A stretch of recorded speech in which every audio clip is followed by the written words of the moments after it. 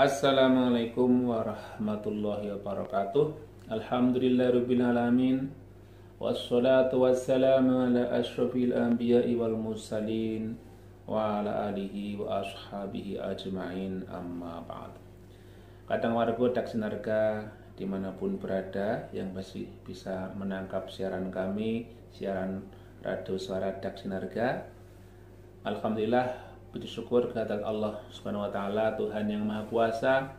Pada malam hari ini kita masih diberi kesempatan untuk bertemu lagi untuk kesekian kalinya dalam keadaan sehat walafiat. Semoga Allah senantiasa melindungi kita, senantiasa menolong kita untuk melaksanakan tugas dan kewajiban sehari-hari.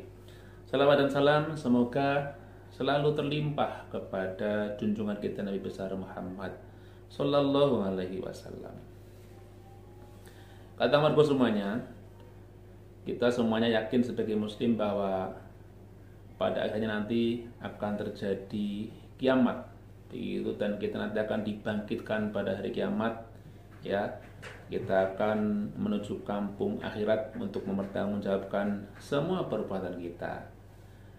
Yang di dunia berbuat baik, ya, berbuat ihsan, maka akan mendapatkan ganjarannya, mendapatkan pahalanya. Begitupun yang di dunia ingkar dan kafir kepada Allah juga akan mendapatkan balasannya. Pada malam hari ini, kadang warga semuanya, saya akan menyampaikan sebuah hadis sahih Bukhari Muslim tentang 7 orang yang akan mendapatkan perlindungan, ya, dari Allah Subhanahu wa taala. Pada hari tidak ada perlindungan kecuali perlindungan dari Allah Subhanahu wa taala. Karena memang diceritakan pada saat kita dibangkitkan dari kematian, ya, kata mereka semuanya, itu matahari didekatkan, ya. Padahal waktu itu tidak ada bangunan, tidak ada pohon-pohon ataupun apapun yang untuk kita berlindung, ya. Jadi kita sangat panas sekali, ya.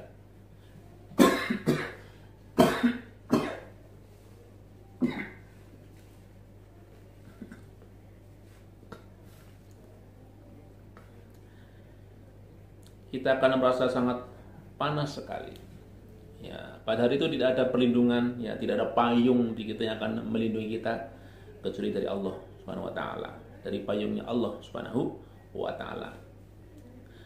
Ada yang menafsirkan bahwa yang dimaksud dengan payung ataupun lindungan dari Allah itu adalah arsy-Nya, ya, keraton ataupun kerajaan Allah Subhanahu wa taala, singgasana Allah Subhanahu wa taala, maksud saya begitu, ya. Hadisnya riwayat Bukhari Muslim, saya bacakan, ya. Bismillahirrahmanirrahim. Kata Nabi, sab'atun yudhilluhumullahu fi dhillihi yauma la dhilla illa dhilluh. Ada 7 kelompok orang yang Allah akan melindungi mereka, ya, memberi payung kepada mereka, ya, dalam perlindungannya pada hari ketika tidak ada perlindungan kecuali perlindungan dari Allah Subhanahu wa taala. Kalau bahasa Jawanya diberi iub-iuban pada suatu hari nanti di hari kiamat, ya, ketika dibangkitkan tidak ada iub-iub kecuali iub-iub dari Allah Subhanahu wa taala. Siapa itu? Yang pertama, kata Nabi, imamun adil, pemimpin yang adil, ya. Banyak sekali pemimpin di masyarakat, ya, pemimpin di keluarga, pemimpin di sebuah negara dan lain sebagainya, ya, dengan bermacam-macam mungkin sebutannya. Ada presiden, ada raja, ada mungkin bupati dan lain sebagainya.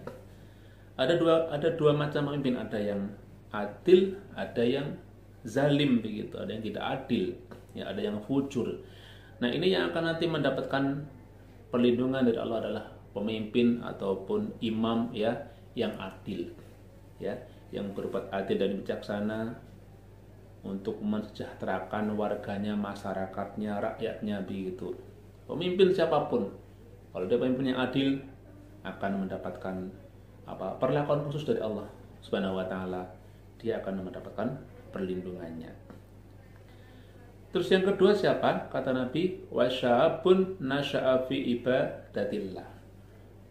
Pemuda remaja, ya, yang hidup dia selalu sibuk dalam beribadah kepada Allah Subhanahu wa taala. Ini juga mendapatkan perlakuan khusus dari Allah Subhanahu wa taala.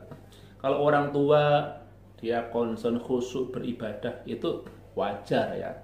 Dia kan sudah sudah memang, kalau seperti ibarat tumbuhan sudah mulai merunduk begitu, dia makin dekat kepada Allah. Tapi ini remaja, pemuda, dia concern tekun beribadah, itu kan sebuah sebuah perilaku ataupun fenomena yang sangat langka begitu. Makanya ini juga mendapatkan perlakuan khusus dari Allah Subhanahu wa taala. Maka penting bagi kita orang tua untuk mengkondisikan anak kita semenjak masih muda, masih dini begitu, untuk concern untuk bergumul dalam peribadahan kepada Allah Subhanahu wa taala. Mungkin dengan di TPA di pengajian, di remaja masjid dan lain sebagainya. Itu penting orang tua mengkondisikan anak-anaknya, apalagi dalam suasana seperti sekarang yang begitu banyak sekali godaan ya, dengan teknologi, dengan informasi ataupun tontonan-tontonan yang mungkin itu sangat bisa berpengaruh kepada mental ataupun spiritual ataupun perilaku dari anak-anak kita. Yang ketiga siapa? Kata warga, warujulun qalbuhu mu'allaqun bil masjid. Seseorang yang hatinya selalu tertambat dengan masjid. Artinya apa? Dia aktif di masjid. Setiap saat dia berusaha untuk meramaikan masjid begitu, dengan sholat berjamaah, dengan mungkin baca Al-Quran ataupun kegiatan-kegiatan yang lainnya di masjid. Dia selalu teringat dengan masjid. Kemanapun dia pergi, dia teringat dengan masjid. Artinya ketika dia teringat dengan masjid, artinya dia teringat untuk beribadah kepada Allah Subhanahu wa taala. Makanya di sini disebutkan idza kharaja minhu hatta yamuta ilaihi, ketika dia keluar ya sampai kemudian dia kembali ke masjid. Artinya sepanjang hidupnya, dari pagi, sore, malam sampai dia nanti tidur kembali, selalu tertambat hatinya dengan masjid. Ketika katalah dia pagi-pagi ya terbangun, dia ingat bahwa saya harus sholat subuh dan lain sebagainya, dan seterusnya. Ketika nanti zuhur, asar dan seterusnya, dia selalu teringat dengan masjid untuk sholat berjamaah, untuk beribadah dan semacamnya. Ini penting sekali kita membiasakan seperti itu. Yang keempat siapa? Kata warga ya, warujulani tahabba fillah. Ada dua orang yang saling mencintai karena Allah ya. Dia saling menyayangi satu sama lain, bersahabat, berteman, itu karena Allah ya. Karena perintah Allah, karena semata-mata untuk lillahi ta'ala begitu, bukan karena dunia, bukan karena yang lain ya. Sampai-sampai bagaimana? Ijtama'a alaihi waftaruqu alaihi. Mereka bertemu juga karena Allah, dan mereka andekan harus berpisah pun juga karena Allah Subhanahu wa taala. Artinya mereka bertemu, berkumpul, bersatu, berpisah itu semata-mata karena melaksanakan perintah Allah Subhanahu wa taala untuk kebaikan. Jadi bertemu, berkumpul untuk kebaikan ya, yang diridhoi oleh Allah Subhanahu wa taala. Andaikan terpaksa harus berpisah pun juga karena kebaikan yang diridhoi oleh Allah Subhanahu wa taala. Jadi bukan karena dunia ya, berkumpul karena dunia, berpisah karena dunia ya. Dia mungkin mendekat, kadang-kadang ada orang kan mendekat karena mungkin dia butuh sesuatu ya. Dia berpisah juga karena mungkin tidak mendapatkan sesuatu. Kalau ini tidak, dia berkumpul, bertemu ya, bersatu ya karena semata-mata untuk kebaikan yang diridhoi oleh Allah. Andaikan harus berpisah pun juga sama, untuk kebaikan, untuk kemaslahatan yang diridhoi oleh Allah Subhanahu wa taala. Yang kelima siapa? Kata warga, wa rajulun dzakarallahu fi khalwatin fa fa'adat ainahu. Seseorang yang selalu mengingat Allah Subhanahu wa taala, berzikir kepada Allah Subhanahu wa taala ya, fi khalwatin, dalam kesendirian ya, di waktu malam ya sendiri tanpa ada orang yang tahu, ya dia hanya ingin berdua dengan Allah Subhanahu wa taala. Mungkin ketika panjenengan bangun di waktu malam, ambil air wudhu terus masuk ke ke kamar ya, yang mungkin itu spesial sering untuk dijadikan sebagai tempat beribadah, atau mungkin ke musola, ke masjid ya, di sana kita bermunajat kepada Allah Subhanahu wa taala, berzikir ya, salat, membaca Al-Qur'an, zikir ya, berwirid begitu, dan menyadari dosa-dosa kita begitu kan, menyadari kekurangan kita, sampai-sampai berlinang kedua air matanya, menangis kita karena mengakui dosa-dosa kita ya. Itu Allah juga memberikan perlakuan khusus pada orang seperti itu ya, orang-orang yang berzikir dalam kesendirian ya, bermunajat kepada Allah Subhanahu wa taala, bertaqarrub di waktu sendiri ketika orang lain sedang mungkin terlap dengan tidurnya, terlena dengan dunianya, kita malah mendekatkan diri, bertaqarrub kepada Allah, meminta ampun, sampai-sampai kita menitikan kedua air menitikan air mata. Itu Allah sangat mencintai orang-orang seperti itu. Sampai-sampai mereka juga akan mendapatkan perlindungan dari Allah Subhanahu wa taala. Yang ke berapa ini? Yang ke-6 ya. Kadang warga warajulun da'athu imra'atun dzatu mansibin wa jamalin. Ada seorang laki-laki yang diajak oleh seorang wanita, perempuan yang dia punya kekayaan, punya kecantikan, punya trah ataupun kedudukan ya, punya nasab yang mulia begitu, dari orang yang secara sosial dia itu tinggi martabatnya begitu kan. Diajak untuk apa? Untuk berbuat yang tidak senonoh, untuk berbuat yang mesum, untuk berzina begitu kan. Diajak, laki-laki diajak seperti itu, bagaimana tidak tergoda? Ada wanita cantik ya, mengajak untuk berselingkuh, untuk affair begitu, mungkin bahasa kerennya begitu, untuk berzina ya.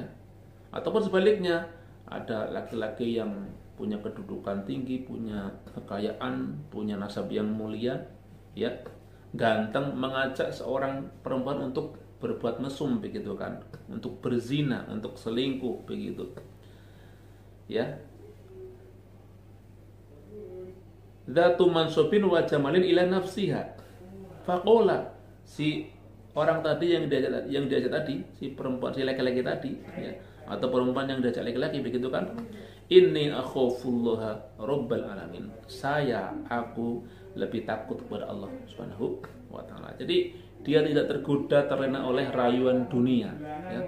Orang lain ya, siapapun, secantik apapun, kedudukan setinggi apapun orang tersebut, jangan mengajak begitu. Tapi dia katakan dengan tegas, saya lebih takut kepada Allah Subhanahu wa taala. Saya tidak tergoda, tidak terlena, tidak mau terbawa larut oleh godaan nikmat dunia yang tidak seberapa. Dan terakhir yang ketujuh, kadang warga semuanya, warajulun tasaddaqu bi shadaqatin, ada seorang yang bersedekah ya, suatu sedekah ya, dia bersedekah, memberi, berderma, berinfak begitu, fa akhfaha, ia menyembunyikan sedekahnya. Artinya apa? Hatta la ta'lama shimaluhu ma tunfiqu yaminuhu, sampai-sampai seakan-akan ya, diibaratkan begitu kan dengan bahasa metafora di sini, tangan kanannya, tangan kirinya tidak tahu apa yang diberikan oleh tangan kanannya. Artinya dia tidak ingin riya, dia ikhlas ya, dia ingin memberikan, berbagi kepada orang lain, biar hanya dia dan Allah saja yang tahu, biar hanya dia sendiri dan Tuhan saja yang mengetahui, orang lain tidak perlu tahu ya. Ya sebenarnya kita memberi orang lain tahu juga tidak apa-apa, tapi kita ingin membuang perasaan mungkin ingin dilihat, ingin didengar, ingin dikesan, dia semata-mata ikhlas, semata-mata biar hanya dia saja dan Allah yang tahu tentang sedekahnya ya. Ini dia seseorang yang bersedekah, memberi, berbagi dengan sembunyi-sembunyi ya, orang lain tidak tahu, sampai-sampai digambarkan tangan kirinya tidak tahu apa yang diberikan tangan kanannya. Ini berarti untuk menggambarkan suatu karakter ikhlas dari orang tersebut. Nah, orang-orang inilah ya, orang-orang yang ikhlas tadi lah ya, orang-orang yang memberi dengan ikhlas itu juga termasuk yang tadi dikatakan nomor 7 ya, yang akan mendapatkan perlindungan dari Allah Subhanahu wa taala pada hari ketika tidak ada perlindungan kecuali perlindungan Allah Subhanahu wa taala. Demikian tadi ya, kata mereka semuanya 7 orang yang mendapatkan perlakuan spesial dari Allah Subhanahu wa taala kelak dari kiamat. Semoga kita termasuk orang-orang tersebut. 1 ya, saya ulangi, pemimpin yang adil. Yang kedua, remaja pemuda yang walaupun masih muda tapi sudah bergumul, konsen khusyuk beribadah kepada Allah Subhanahu wa taala, aktif beribadah kepada Allah Subhanahu wa taala. Terus seseorang yang hatinya selalu tergantung, selalu teringat ya, terikat dengan masjid. Yang keempat, dua orang yang mencintai karena Allah Subhanahu wa taala, andaikan bertemu berpisah juga semata-mata karena Allah. Yang kelima, orang yang zikir kepada Allah dalam kesendirian sampai-sampai berlinang air matanya. Yang keenam, orang yang diajak berzina ya oleh orang yang punya derajat, punya status ya, kecantikannya juga, kegantengannya juga, tapi dia menolak dengan mengatakan aku lebih takut kepada Allah Subhanahu wa taala. Dan yang ketujuh, yang terakhir, orang yang bersedekah dengan ikhlas sampai-sampai tangan kirinya tidak tahu apa yang diberikan oleh tangan kanannya.